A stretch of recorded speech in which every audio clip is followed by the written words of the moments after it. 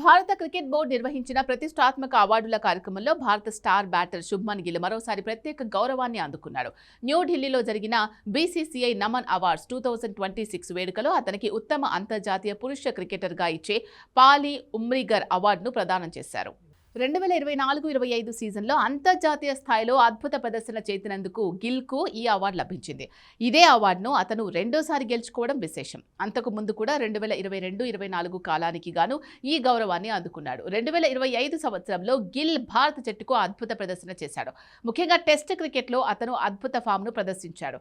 England పర్యటనలో భాగంగా జరిగిన 5 టెస్టుల సిరీస్లో గిల్ జట్టును ముందుంచి నడిపించాడు. ఈ సిరీస్లో అతను 10 ఇన్నింగ్స్లలో 754 పరుగులు చేసి భారత జట్టులో అత్యధిక పరుగులు చేసిన ఆటగాడిగా నిలిచాడు. అతని సగటు 75.40గా ఉండడం విశేషం.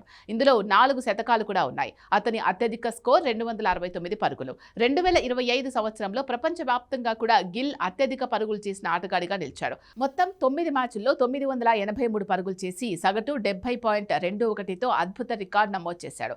అలాగే ఐసీసీ ఛాంపియన్స్ ట్రోఫీ 2025లో కూడా గిల్ కీలక పాత్ర పోషించాడు. టోర్నీ తొలి మ్యాచ్లో బంగ్లాదేశ్పై అజేయంగా 101 పరుగులు చేసి జట్టుకు విజయాన్ని అందించాడు.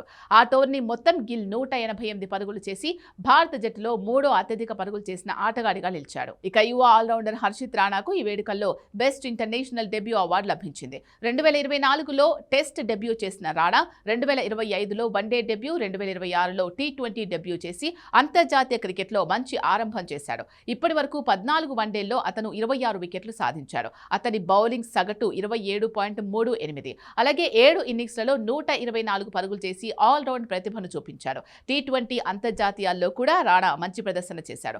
ఇప్పటి వరకు 9 మ్యాచ్ల్లో 9 వికెట్లు తీసుకున్నాడు. 3 ఇన్నింగ్స్లలో 57 పరుగులు చేయడం విశేషం.